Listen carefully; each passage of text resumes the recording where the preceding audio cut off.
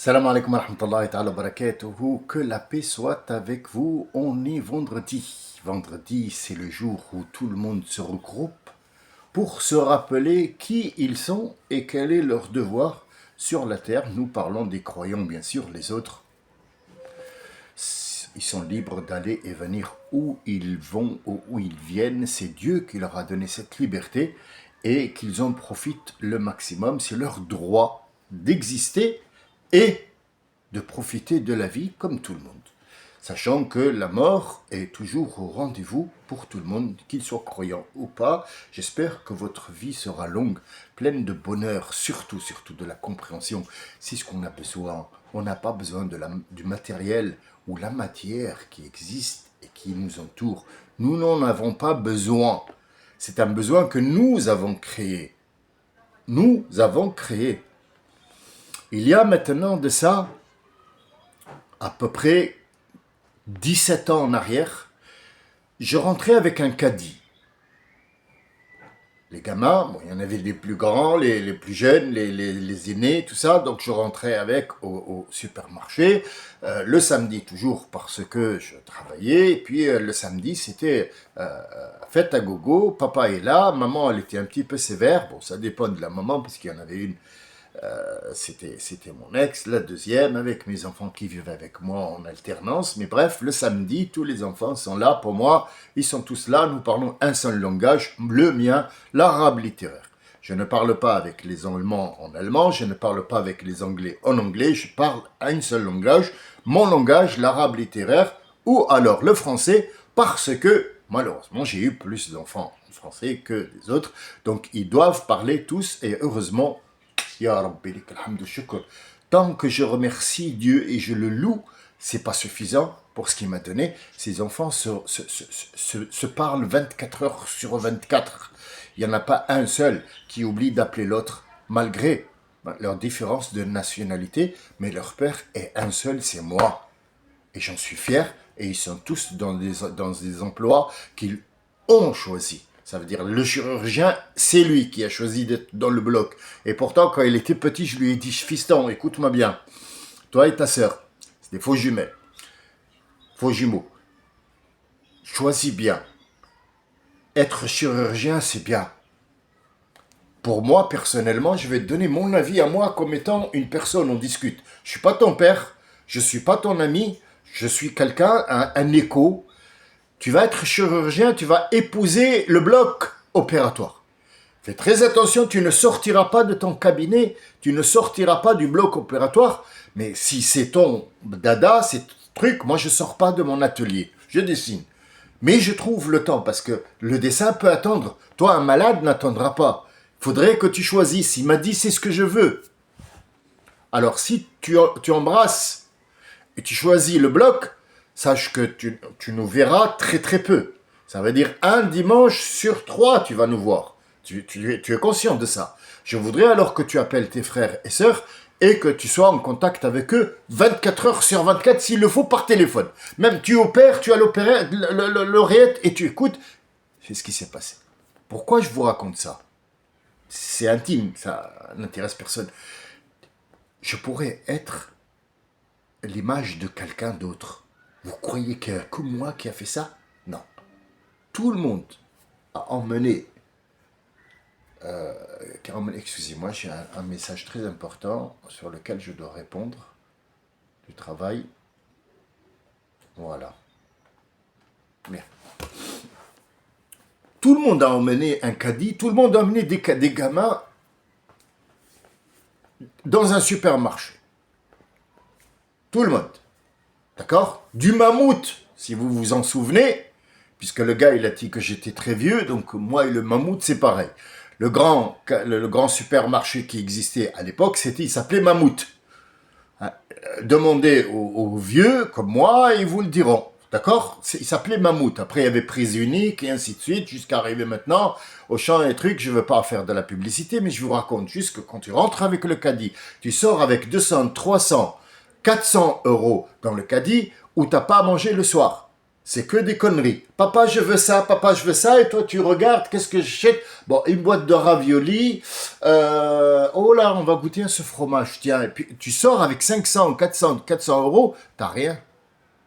T'as pas à manger pour 3 jours.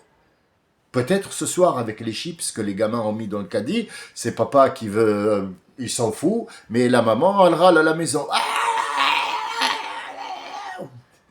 elle te bouillonne la tête, et les enfants, alors ils viennent se cacher chez papa, par là, sur le dos.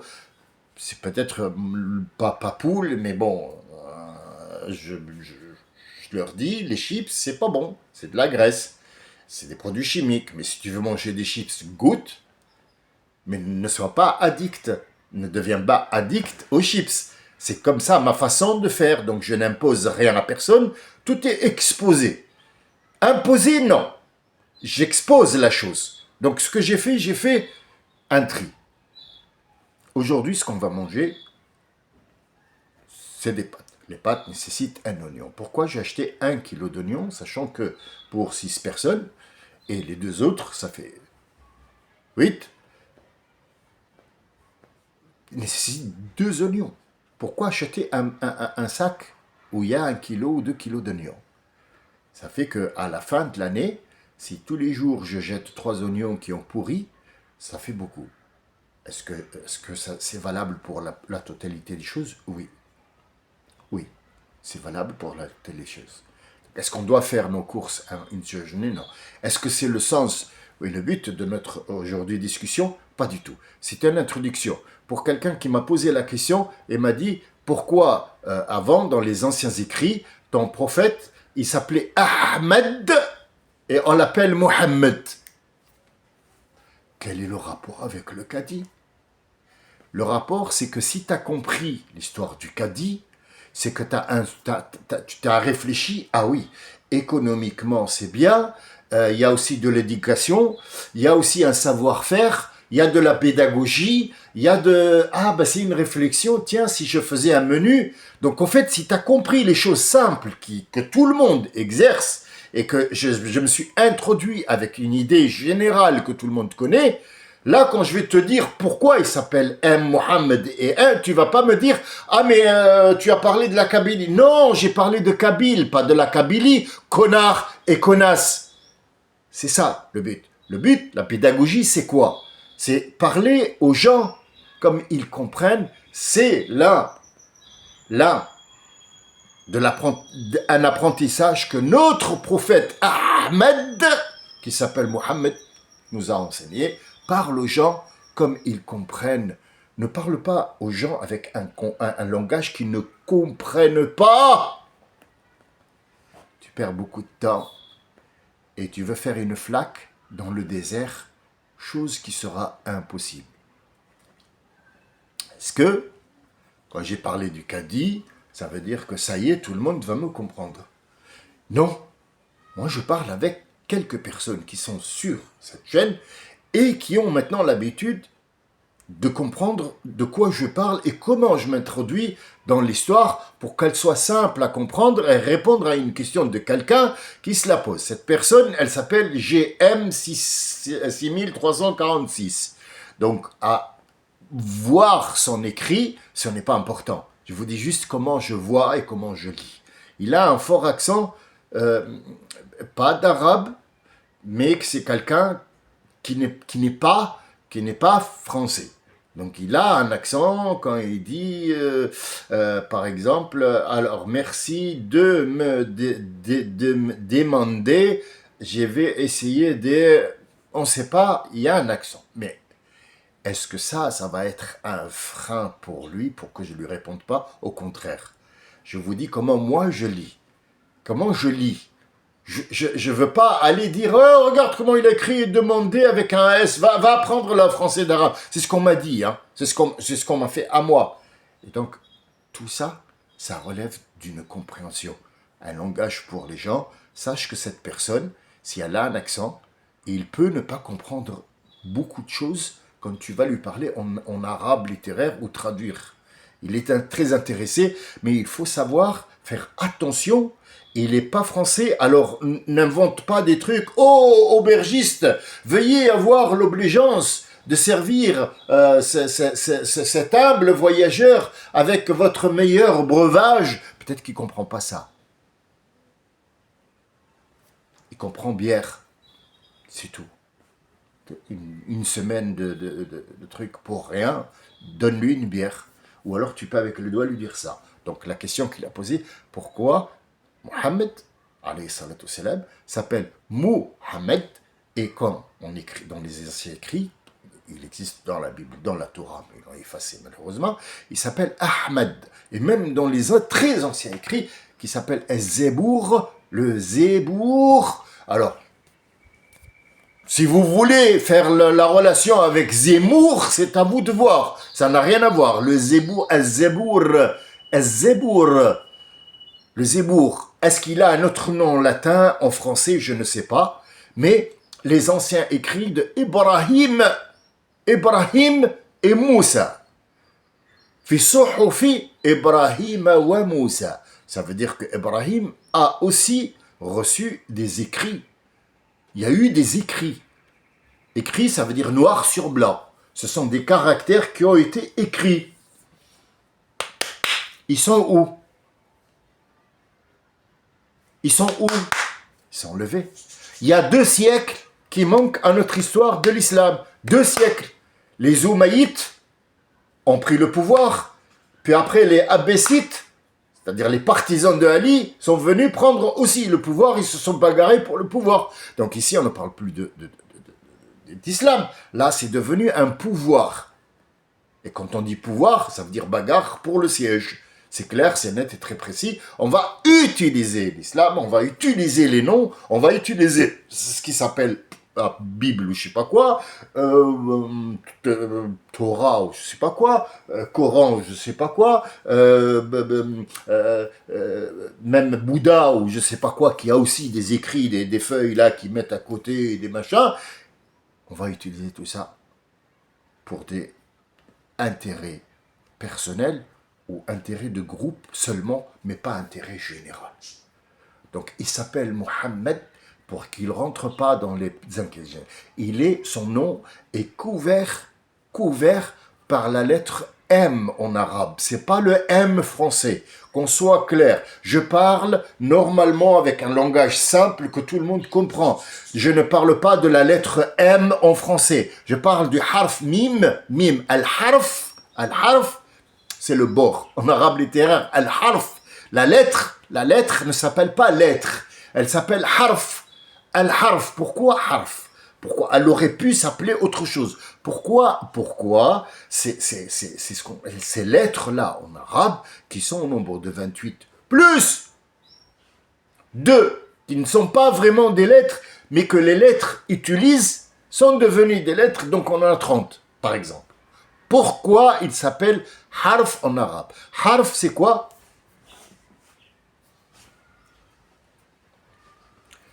C'est la limite.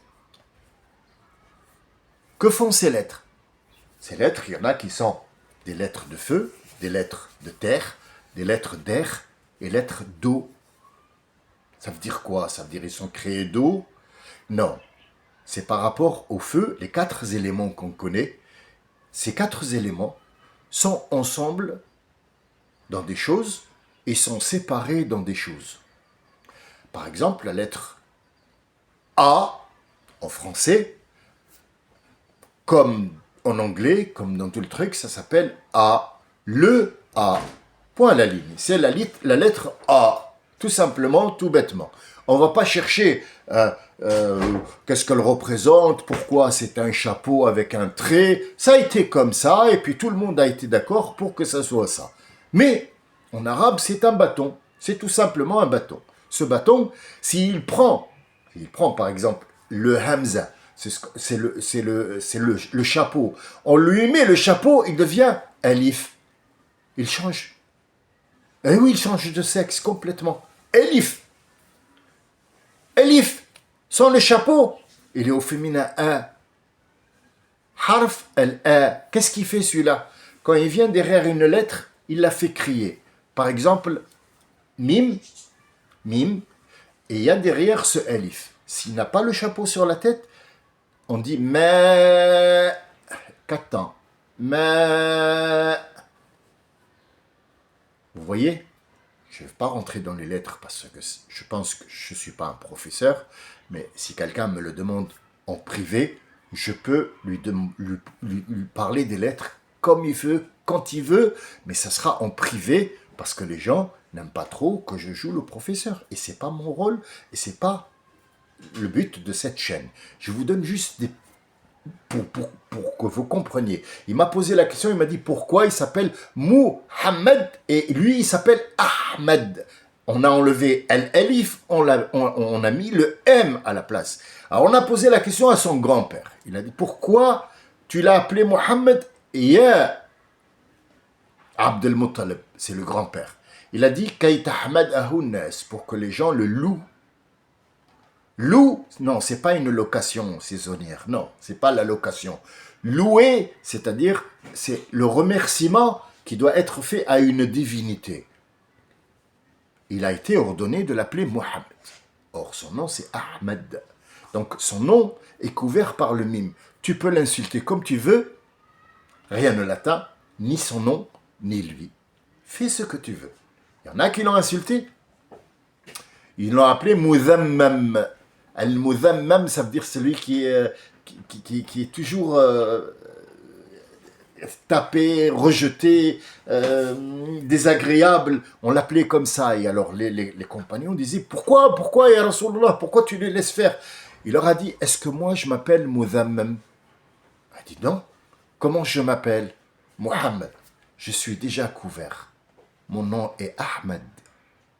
Mais même moi, quand je dois prononcer mon nom, je dis Mohammed pour que rien n'atteigne mon nom. Sachez-le. Sachez-le. J'espère que je t'ai répondu sur cette question. Le pourquoi, pour qu'il soit couvert, parce que c'est pas n'importe qui, cette lettre-là couvre son nom, parce que la plupart des gens vont s'appeler Mohammed un de ces jours. Et il y en a des Mohammed comme Mohammed Mera qui est en prison, comme Mohammed Ben Laden qui a fait je sais pas quoi, comme Mohammed Saddam Ben Gadada. Tous portent le nom de Mohammed, ils vont le massacrer ce nom. Donc en fait, il est couvert. Tu peux appeler Mohammed quand tu veux, qui tu veux. C'est pas un problème. Mais on ne parle pas du prophète. Donc son nom est couvert jusqu'à la fin des temps, depuis qu'il est né, mais il s'appelle Ahmed, c'est celui, que veut dire Ahmed? Il vient du mot Hamd. Hamd, Al-Hamd, c'est louer Dieu. C'est la seule personne qui a loué Dieu avant d'arriver sur terre. Dans le ventre de sa mère, il était en train de louer Dieu en tant que fœtus. Donc Dieu l'a appelé Ahmed, c'est celui qui loue Dieu. C'est celui qui loue Dieu. C'est louange à Dieu de la part d'un fœtus qui est en train, même étant spermatozoïde, qui a traversé des siècles d'une personne à une personne, il n'a jamais été procréé à partir d'une liaison illégale. Ça veut dire que Ahmed lui va très bien. Voilà la réponse. Peut-être, en surface, on peut aller plus loin en considérant les noms, le nombre de lettres qu'il a, ainsi de suite. Sachez qu'aujourd'hui, c'est vendredi. Et sachez que votre compte peut être gonflé, le compte en haut peut être gonflé tous les jours. Tous les jours, tu peux avoir en bourse, je rigole, c'est une métaphore la bourse. En bourse, en haut, tu peux avoir beaucoup de gains. Notre prophète, il dit لا أقول ألف لام ميم ولكن أقول ألف لام ميم. ألف c'est une lettre, lam c'est une lettre, mim c'est une lettre. Pourquoi il a dit ça? Il n'a pas dit Elf Lam Mim, ça veut dire les trois en même temps, mais il a dit Elf Lam Mim, 3 lettres. Parce que quand tu lis le Coran, tu dis par exemple Alhamdulillahi, ça fait 7 lettres. 4 avec celui qui ne se prononce pas. Donc ça fait 4 et 5, ça fait 9. 9 lettres qui sont récompensées à chaque fois que tu les prononces. Alhamdulillah, tu as 9 points positifs. 9 hasanat. 9 hasanat. Ces 9, Dieu il dit, ils vont de 1, et s'ils sont dits de cœur, s'ils sont prononcés par habitude, s'ils sont prononcés parce que tu loues vraiment Dieu, ils vont devenir de 1. Ils peuvent aller et prendre la valeur de 10, et 10 jusqu'à 700. Donc, imagine que tu lis un peu de Coran tous les jours, ou qui te dit par exemple Alhamdulillah tout simplement, ou La ilaha illallah, regarde ton compte en banque, qu'est-ce qu'il y a au-dessus. Sache que tous les jours, tu peux regonfler ton compte à n'importe quel moment, et sache que regarder comment Dieu a créé la chose et avoir un petit peu de concentration sur ce monde, sur cette création, sur le ciel, le truc, c'est une prière. Et à chaque fois que tu contemples cette création, tu es en prière. Et quand tu es en prière, tu es payé. Sache que quand tu fais la prière mohammedique, Allahu Akbar, t'as laissé ton travail pendant 10 minutes. Ces 10 minutes-là, normalement, quand tu travailles, tu dois être payé pour et tu dois donner en échange quelque chose. Tu n'as pas fait. Tu es allé voir Dieu. Il va la considérer comme une aumône. Donc, tu as fait une sadaqa.